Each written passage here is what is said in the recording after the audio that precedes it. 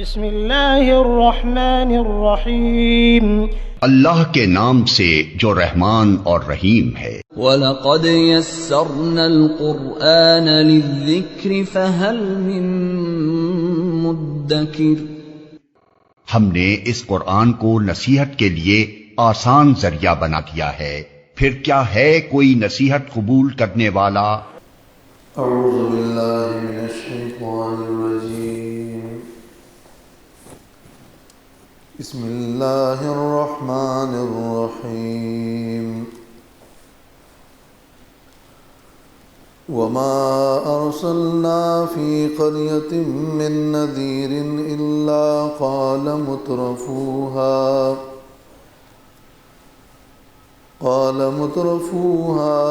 انا بما ارسلتم به کافرون۔ یہ سورۃ السبا کی آیت نمبر 34 ہے۔ اس سے پہلے کی آیات میں کافروں کا آخرت میں بے بسی کا جو حال تھا اس کا ذکر ہوا ہے۔ فرمایا قیامت کے دن ظالم لوگ رب کے سامنے کھڑے ہوں گے، اور ان میں جو کمزور اور پسماندہ لوگ تھے اور جو اپنے بڑوں کی پیروی میں گمراہ ہوئے، وہ اپنے بڑوں سے کہیں گے کہ اگر تم نہ ہوتے تو ہم گمراہ نہ ہوتے، تم ہی ہمارے گمراہی کا ذریعہ اور سبب بنے۔ تو بڑے لوگ ان کمزوروں سے کہیں گے کہ ہم نے تمہیں کوئی زبردستی ہدایت سے روکا نہیں تھا، تم نے خود ہی کفر پر اصرار کیا تھا، تم خود مجرم تھے۔ لیکن وہ کمزور لوگ پھر بھی کہیں گے کہ نہیں، رات دن تمہاری سازشوں نے ہمیں ہدایت سے روکے رکھا، تم ہمیں کفر کا حکم دیتے تھے، تمہیں نے ہمیں شرک اور غلط راستے پہ لگایا ہوا تھا۔ لیکن یہ مکالمہ عذاب سے نجات کا ذریعہ نہیں بنے گا، اور جس نے جو بھی عمل کیا ہوگا اس کا وہ بدلہ انہیں ملے گا۔ تو اب اسی سلسلے میں اس آیت میں فرمایا کہ ان کے بڑوں کی دعوت کا انداز کیا تھا، اور ان کے بڑے اور ان کے اغنیاء کیا کرتے تھے۔ وما ارسلنا فی قریۃ من نذیر، اور نہیں بھیجا ہم نے کسی بھی بستی میں کوئی ڈرانے والا، الا قال مترفوها، مگر کہا ہے ان کے خوشحال اور امیر لوگوں نے، انا بما ارسلتم به کافرون، کہ بے شک ہم اس پر جن پر تم بھی بھیجے گئے ہو کفر کرنے والے ہیں۔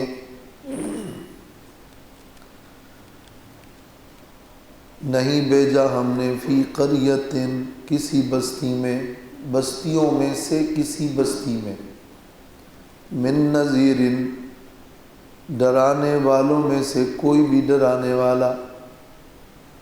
عموم ہے، ہر بستی میں ہر ڈرانے والے کے ساتھ یہی رویہ رہا۔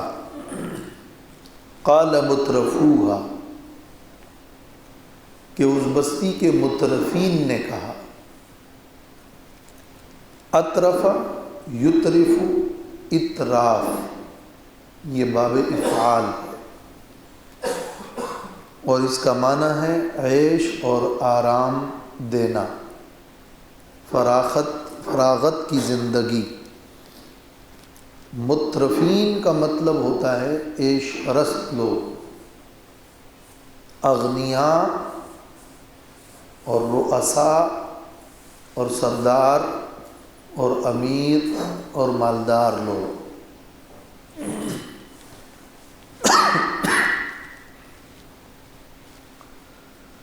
تو مترفین نے اور قوم کے ان بڑوں نے یہ کہا، ان ڈرانے والے، ان پیغمبروں، ان داعی دین سے یہی کہا کہ تم جو دعوت پیش کر رہے ہو، بما ارسلتم، اپنے خیال کے مطابق جن چیزوں پر تم بھیجے گئے ہو، جس دعوت دینے کے لیے، ہم اس کو نہیں مانتے۔ بما ارسلتم یہ کیا ہے؟ توحید کی دعوت ہے، اللہ کی طرف بلانا ہے، اللہ کی بندگی اور عبادت ہے۔ اور وہ تو اس کے منکر تھے، وہ ارسلتم کیوں کہہ رہے تھے؟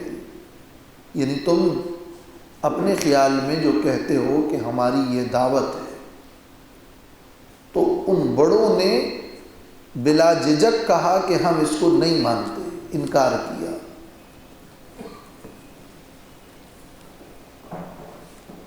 یہاں مترفون اور عیش پرست اور بڑے لوگوں کی تخصیص کی۔ روح المعانی میں علامہ آلوسی رحمۃ اللہ علیہ نے لکھا ہے، وَتَخْصِيصُ الْمُتْرَفِينَ بِالتَّكْذِيبِ لِأَنَّهُمْ فِي الْأَغْلَبِ أَوَّلُ الْمُكَذِّبِينَ لِلرُّسُلِ عَلَيْهِمُ السَّلَامُ۔ رسولوں کی سب سے پہلے مخالفت قوم کے بڑے لوگوں نے، خوشحال طبقے نے کی ہے، اور یہ اس لیے کہ وہ چونکہ دنیا اور دنیا کے زیب و زینت پر مشغول ہوتے ہیں اور ان کے دلوں پر دنیا غالب آ چکی ہوتی ہے، تو وہ اپنے خواہشات میں منہمک ہوتے ہیں، بخلاف الفقراء، بخلاف غریب لوگوں کے، کہ ان کے دل چونکہ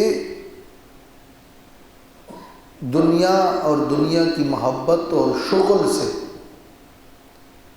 اور اس میں ریس لگانے سے چونکہ خالی ہوتے ہیں، تو وہ اقبل للخیر، خیر کو زیادہ قبول کرنے والے ہوتے ہیں۔ انبیاء کی دعوت کو قبول کرنے میں کمزور لوگ پہل کرتے ہیں، غریب لوگوں نے پہل زیادہ کیا ہے، خوشحال اور بڑے لوگوں نے انکار میں بڑی سبقت کی ہے۔ اس کی ایک وجہ تو یہ ہے کہ بڑے اور امیر اور ان لوگوں میں ایک تکبر کا عنصر ہوتا ہے بنسبت فقراء کے، کہ ان کے پاس تو کچھ ہوتا ہی نہیں ہے، وہ ویسے بھی معاشرے میں کمزور سمجھے جاتے ہیں۔ تو تکبر ایسی چیز ہے جو بیچ میں مانع ہوتی ہے، پھر وہ کسی کی پیروی کرنے سے زیادہ دوسروں کو اپنا پیروکار بنانے کی کوشش کرتے ہیں۔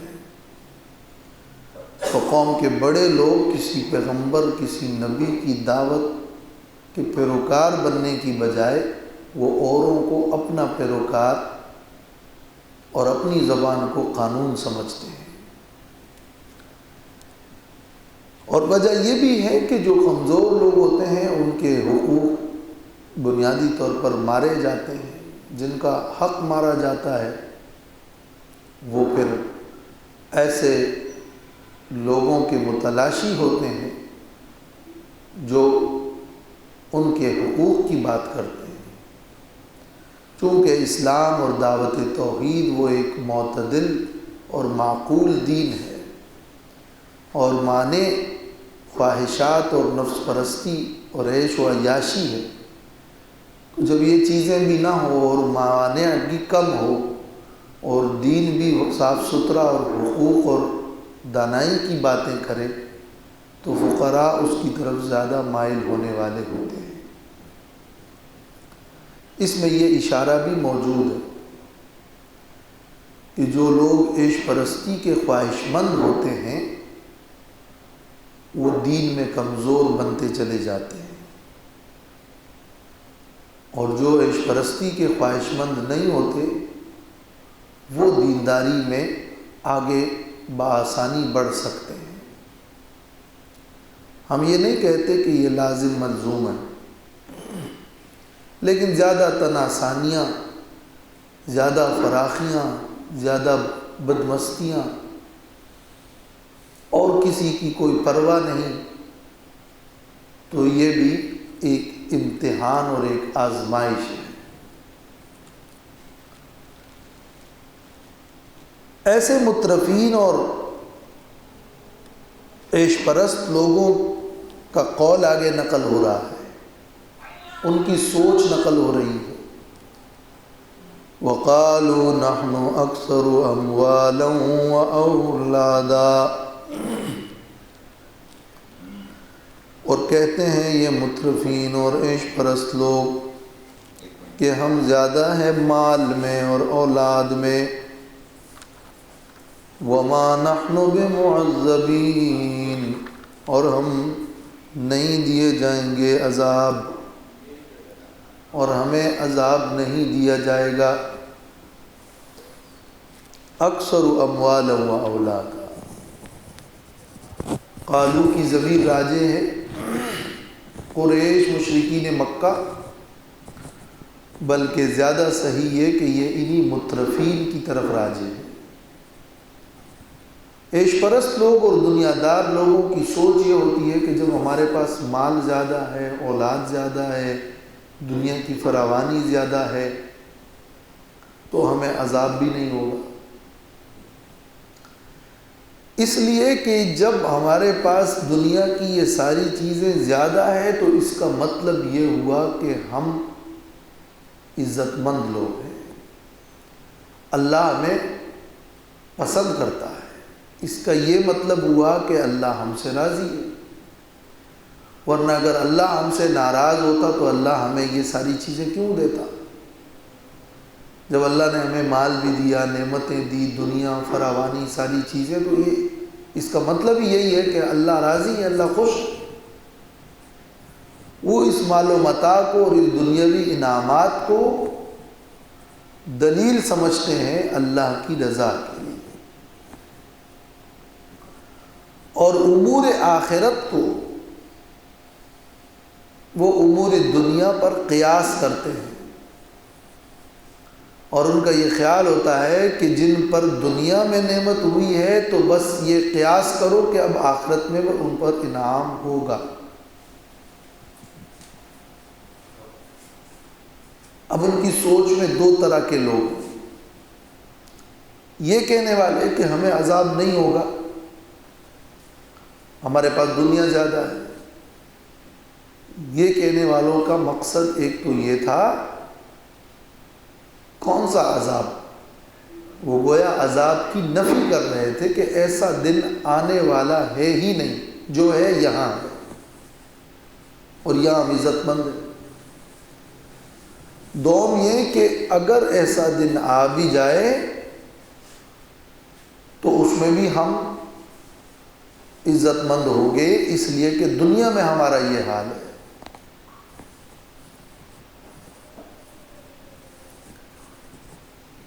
تو اللہ تعالیٰ نے اس حوالے سے فرمایا، قُلْ إِنَّ رَبِّي يَبْسُطُ الرِّزْقَ لِمَن يَشَاءُ وَيَقْدِرُ،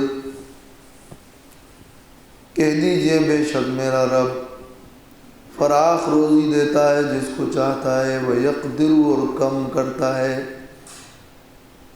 وَلَٰكِنَّ أَكْثَرَ النَّاسِ لَا يَعْلَمُونَ، اور لیکن اکثر لوگ نہیں جانتے۔ یہ اس کا پہلا جواب ہے۔ وہ جواب یہ ہے کہ رزق کی فراخی اور تنگی یہ اللہ تعالیٰ کی مشیت ہے، لمن یشاء، اور اللہ کی مشیت اللہ کی طرف سے ایک امتحان ہے، اور اس میں کس قسم کی حکمتیں ہیں اکثر لوگ اس کو نہیں جانتے۔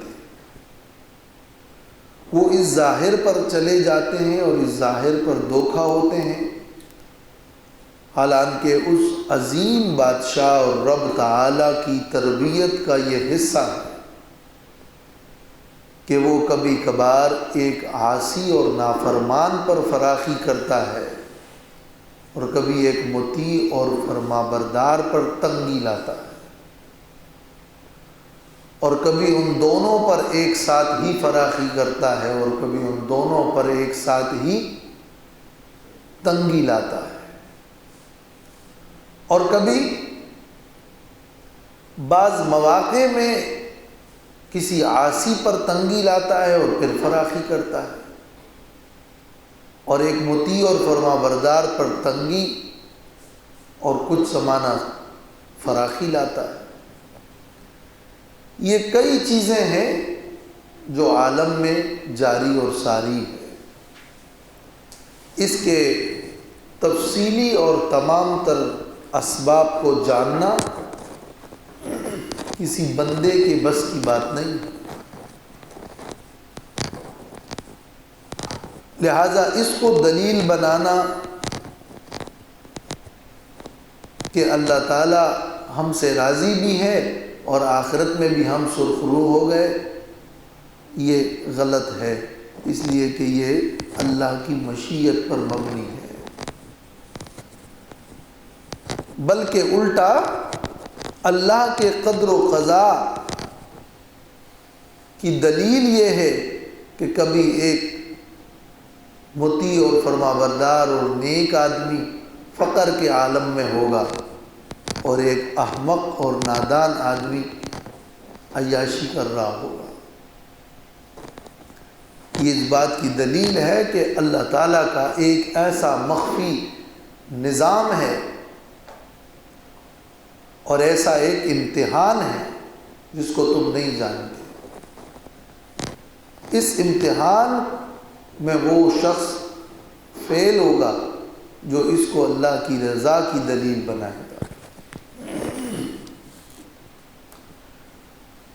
وَمَا أَمْوَالُكُمْ وَلَا أَوْلَادُكُمْ بِالَّتِي تُقَرِّبُكُمْ عِنْدَنَا زُلْفَىٰ إِلَّا مَنْ آمَنَ وَعَمِلَ صَالِحًا فَأُولَٰئِكَ لَهُمْ جَزَاءُ الضِّعْفِ بِمَا عَمِلُوا وَهُمْ فِي الْغُرُفَاتِ آمِنُونَ۔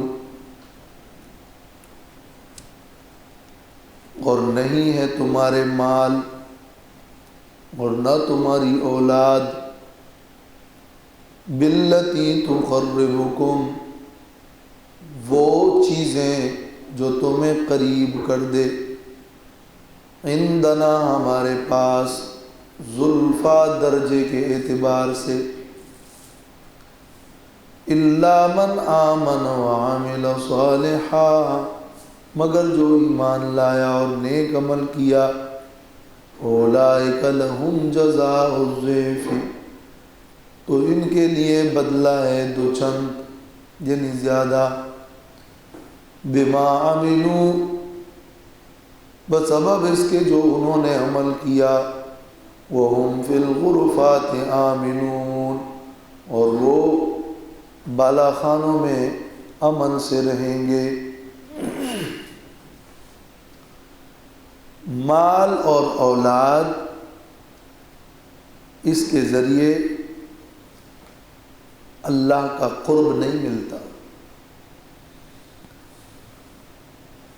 اللہ کا قرب تو ملتا ہے ایمان اور عمل صالح سے۔ اگر مال وہ ہے جس میں عمل صالح پایا جائے، اولاد وہ ہیں جس میں ایمان اور عمل صالح ہو، تو وہ تو تیرے لیے فائدہ مند ہے، ورنہ فقط مال اور مال کی کثرت اور مال کا وجود اور اولاد کی کثرت اور اولاد کا وجود، یہ اللہ کے قرب کا ذریعہ نہیں ہے۔ اللہ اس کو نہیں دیکھتا کہ تمہارے پاس کتنا مال ہے، اس کو نہیں دیکھتا کہ تمہاری کتنی اولاد ہے۔ ان اللہ لا ينظر الى صورکم و اموالکم ولکن ينظر الى قلوبکم و اعمالکم۔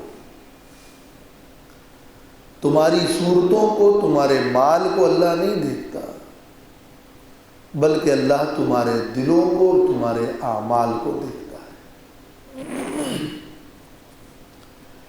لہذا مال اور اولاد کو دلیل بنانا کہ جب یہ زیادہ ہے تو بس اللہ راضی ہے، نہیں، ایمان اور عمل صالح کے بارے میں سوچیں۔ باللتی جو ہے یہ اس پر با ہے، یہ اصل میں وما اموالکم میں ماں کے لیے خبر ہے، اور یہ با کا لفظ اس پر مزید تاکید کے لیے ہے۔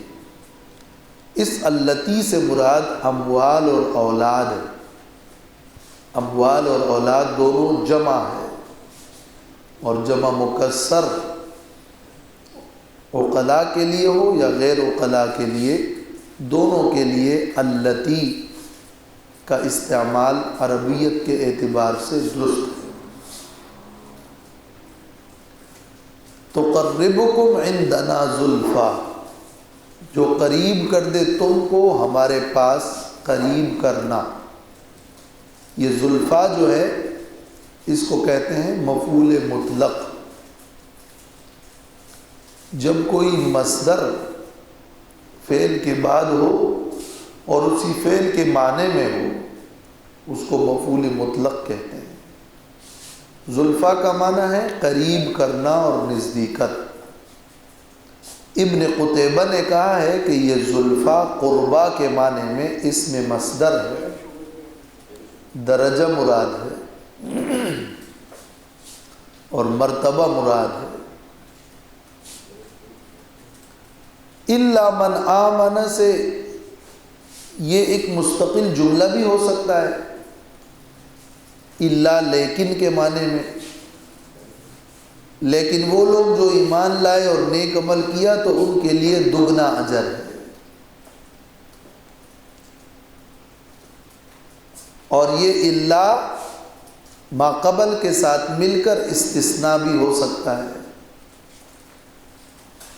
مال اور اولاد تمہیں نہیں قریب کر سکتی، مگر ایمان اور نیک عمل والوں کو قریب کر سکتی ہے۔ ایمان اور نیک عمل والوں کو قریب کر سکتی ہے، یہ اسی سے استثناء ہے۔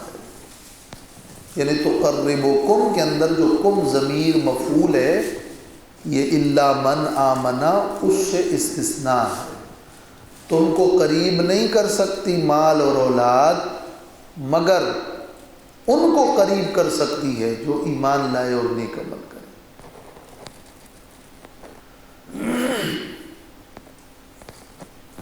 تو اصل ایمان اور عمل صالح، تم آخرت کی کامیابی چاہتے ہو تو تم دنیا کو دلیل نہ بناؤ۔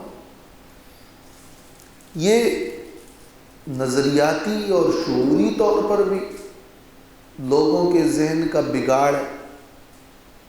جب لوگ مادہ پرست بن گئے ہیں، یا پھر غیر شعوری طور پر بھی جب کوئی کسی کو دنیا میں خوشحال دیکھتا ہے تو خیال کرتا ہے کہ یہ کامیاب لوگ ہیں دنیا کے،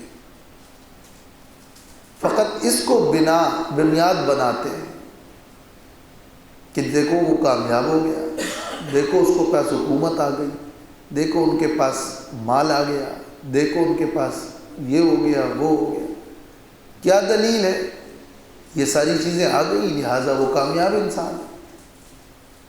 قرآن مجید نے جا بجا بکثرت اس مضمون کو اس لیے بیان کیا ہے کہ دنیا اور دنیا کے مال و متاع پر لوگ اتنے فریفتہ ہیں کہ کامیابی اس کو ہی خیال کرتے ہیں، اور جو اخلاق ہیں، جو اقدار ہیں، جو کردار ہیں، جو اعمال ہیں، اس کو بنیاد نہیں بناتے۔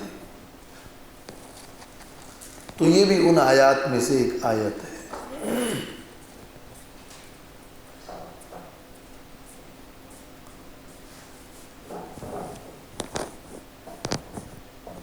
جزاء الضعف، ضعف کہتے ہیں دوچند کو، یہاں مراد اس سے ہے زیادہ۔ کوئی نیک عمل کرتا ہے تو نیکی کے بدلے میں اللہ تعالیٰ دو چند نہیں 10 چند اجر عطا فرماتا ہے۔ تو یہاں ضعف سے صرف دگنا مراد نہیں ہے بلکہ کثرت اور زیادت مراد ہے۔ وَهُمْ فِي الْغُرُفَاتِ آمِنُونَ، اور وہ جنت کے بلند و بالا خانوں میں امن سے ہوں گے۔ امن کا مطلب یہ کہ یہ وہ نعمت انہیں ملے گی جو ختم ہونے والی نہیں ہے، جو ہمیشہ رہے گی۔ وَالَّذِينَ يَسْعَوْنَ فِي آيَاتِنَا مُعَاجِزِينَ أُولَئِكَ فِي الْعَذَابِ مُحْضَرُونَ،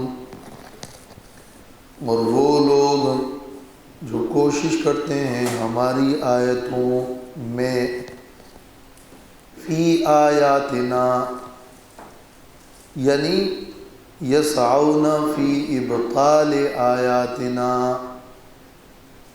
ہماری آیتوں کو باطل کرنے میں،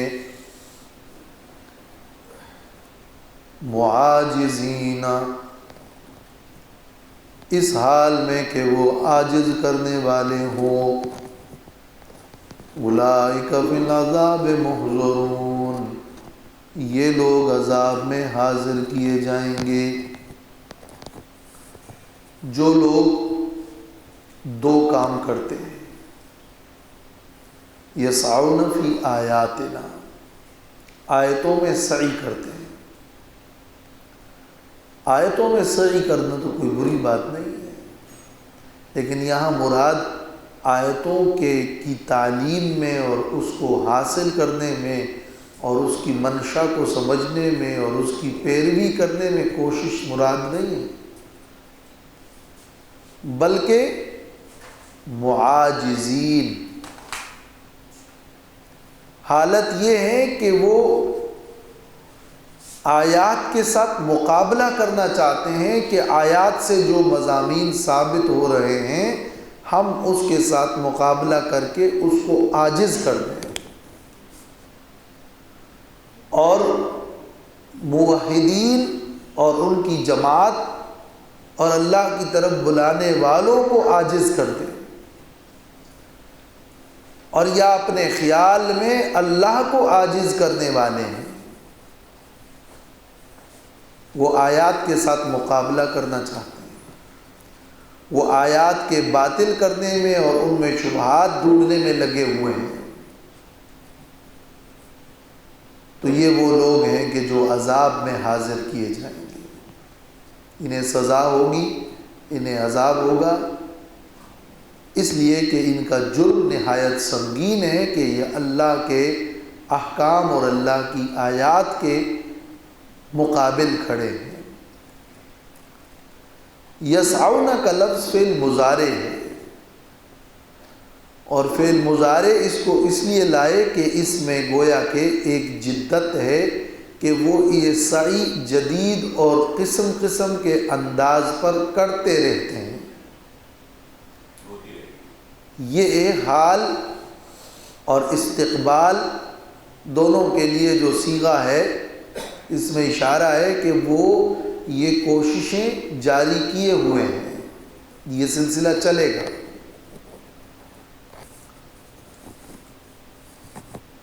اور یہ مضمون یہاں اس لیے خاص طور پر ذکر ہے کہ کفار کا یہ ایک بڑا مشہور شبہ ہے جس کو یہاں ذکر کیا گیا ہے کہ ہمارے پاس مال و اولاد زیادہ ہے، لہٰذا جب یہ زیادہ ہے تو اللہ راضی ہے، اگر راضی نہ ہوتا تو ہمارے پاس یہ ساری چیزیں کیوں ہوتی، اور اس کا مطلب یہ ہے کہ ہم کامیاب ہیں، اور اس کا مطلب یہ ہے کہ ہم ترقی کر رہے ہیں، تو اسی ترقی کے لفظ کو جو ہے اپنی دلیل بنا دی۔ اور یہ دلیل بنا کر اپنی پوری نظریے کی بنیاد ہی یہی رکھتی ترقی۔ تو یہ قسم قسم کے شبہات ہیں۔ ہمارے لوگ بھی جو ہے ان کی ترقی کو ان کی قیادت اور ان کی کامیابی کا مدعا سمجھتے ہیں، جی وہ کامیاب جی، اور اپنے آپ کو وہ نیچے دیکھتے ہیں تو یہ سمجھتے ہیں کہ ہم نیچے ہو گئے۔ تو بنیاد جو ہے وہ عقیدہ ہے۔ وہ اگر ترقی کر رہے ہیں تو کس عقیدے کے پیروکار بن کر ترقی کر رہے ہیں؟ کیا وہ اللہ کی طرف آگے بڑھ رہے ہیں؟ کیا وہ نیکیوں میں آگے بڑھ رہے ہیں؟ کیا وہ اللہ کا قرب حاصل کرنے میں آگے بڑھ رہے ہیں؟ تو مال اور دنیا کی کثرت اور زیادت میں اگر وہ ترقی کر رہے ہیں تو کیا یہ ترقی کرتے کرتے ان کا مقصود کیا ہے؟ وہ کدھر پہنچنا چاہتے ہیں؟ اسی لیے کہا کہ وَمَا أَمْوَالُكُمْ وَلَا أَوْلَادُكُمْ بِالَّتِي تُقَرِّبُكُمْ عِنْدَنَا زُلْفَىٰ۔ ترقی تو یہ ہے کہ بندہ اوپر چڑھے تو اللہ کے قریب ہو جائے،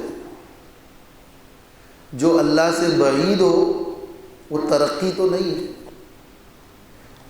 یعنی ترقی کی دو تعریفیں ہیں نظریات کے اعتبار سے۔ ایک تعریف ترقی کی ہے دنیا اور مال و دولت کی فراوانی اور مادہ پرستی میں زیادہ ہونا، اور دوم ترقی کی تعریف ہے اللہ کے قریب ہونا۔ اب اگر مال و اولاد ہے اور ساری چیزیں ہیں اور اعمال صالحہ اور ایمان کے ساتھ ہیں، وہ اگر زیادہ بھی ہے اور اس کو ذریعہ بنا رہے ہیں، تمام چیزوں کو ذریعہ بنا رہے ہیں اللہ کے قریب ہونے کے، تو یہ ترقی ہے۔ لیکن اگر یہ ساری چیزیں زیادہ ہے اور اللہ کا قرب نہیں ہے تو یہ ترقی نہیں ہے بلکہ یہ تنزل ہے۔ اب ایک کافرانہ اور مومنانہ سوچ کے درمیان فرق یہ ہے کہ مومن اللہ کے قریب ہونا چاہتا ہے، اس کے جتنی بھی چیزیں دنیاوی ہیں وہ اس کو ذریعہ وسیلہ اللہ کے قرب کا بنانا چاہتا ہے، تو وہ چاہے زیادہ ہو یا پھر کم بھی ہو رہا ہو، لیکن اگر اس کو وہ ترقی مل رہی ہے جو اللہ کے قرب کی ہے تو اس کو وہ ترقی سمجھتے ہیں۔ جن کی سوچ یہ نہ ہو بلکہ وہ فی نفسی ہی ان چیزوں کی کثرت کو ہی ترقی سمجھتے ہیں، یہ کافرانہ سوچ ہے۔ اور اس کافرانہ سوچ کو تقویت دینے والے لوگ اللہ کی آیات کے مقابلے میں کھڑے ہیں۔ اولئک فی العذاب محضرون۔ قل ان ربی یبسط الرزق لمن یشاء من عباده ویقدر له وما انفقتم من شیء فهو یخلفه وهو خیر الرازقین۔ کہہ دیجئے بے شک میرا رب کشادہ کرتا ہے رزق جس کے لیے چاہتا ہے اپنے بندوں میں سے، وَيَقْدِرُ اللَّهُ اور اس کو تنگ کرتا ہے، لہو اس کے لیے، وَمَا أَنفَقْتُم مِّن شَيْءٍ فَهُوَ يُخْلِفُهُ اور جو بھی تم خرچ کرتے ہو کوئی چیز تو وہ اللہ اس کا بدلہ عطا کرے گا، وَهُوَ خَيْرُ الرَّازِقِينَ اور وہ اللہ بہترین رزق دینے والا ہے۔ یہ بھی ایک جواب ہے تیسرا، یعنی پہلا جواب یہ کہ مال و دولت کی کثرت ایک امتحان ہے، دوسرا جواب یہ کہ مال و دولت اللہ کے قرب کا ذریعہ نہیں ہے مگر ایمان و عمل صالح کے ساتھ۔ تیسرا جواب یہ ہے کہ مالداری اور غریبی اور فقیری امیری یہ تو ایمان والوں کے درمیان بھی ہے، تو تمہارے لیے یہ دلیل نہیں بن سکتی۔ ایمان والوں میں بھی امیر ہے اور ایمان والوں میں بھی غریب ہے۔ اس کو تم دلیل نہیں بنا سکتے. اور یہی مضمون قل ان ربی یبسط الرزق لمن یشاء، اس سے پہلے بھی ہے قل ان ربی یبسط الرزق لمن یشاء ویقدر. اسی مضمون کو دوبارہ لانے میں یہ فرق ہے کہ وہاں تو یہ بتانا چاہا کہ رزق کا بسط و قدر امتحان اور مشیت ہے، اور یہاں یہ بیان ہو رہا ہے کہ میرے اپنے بندے مومنین کے درمیان بھی بسط و قدر ہے. اس لیے یہاں من عبادہ کا بھی لفظ ہے اور وہاں من عبادہ کا لفظ نہیں ہے. وہاں عام ہے، الناس کا لفظ بھی نہیں ہے وہ، ولکن اکثر الناس الگ ہے. ان ربی یبسط الرزق لمن یشاء ویقدر. یہاں کیا ہے؟ ان ربی یبسط الرزق لمن یشاء من عبادہ، اور ساتھ میں ہے ویقدر لہ، لہو بھی ہے، اور تنگ کرتا ہے، کم کرتا ہے. لہو کا معنی اس کے لیے، یعنی اپنے بندوں میں سے بھی میں کسی کے لیے اگر رزق کی تنگی کرتا ہوں تو یہ بھی اس کے لیے ہے، اس میں بھی اس کے لیے خیر ہے، اس میں بھی اس کا ایک فائدہ ہے، جو اس کو قناعت کی دولت نصیب ہوگی، جو فقر کے فضائل نصیب ہوں گے، جو ایمان و عمل صالح کے ساتھ اس میں کامیاب رہے گا، تو یہ تنگی بھی لہو، یہ بھی اس کے لیے. تو وہاں عام تھا، بسط و قدر عام تھا، فراخی کشادگی اور تنگی کمی یہ عام تھا. اور یہاں ہے کہ خاص مومنین بندوں میں بھی بسط و قدر ہے، لہذا اس کو کفار اپنی دلیل نہیں بنا سکتے.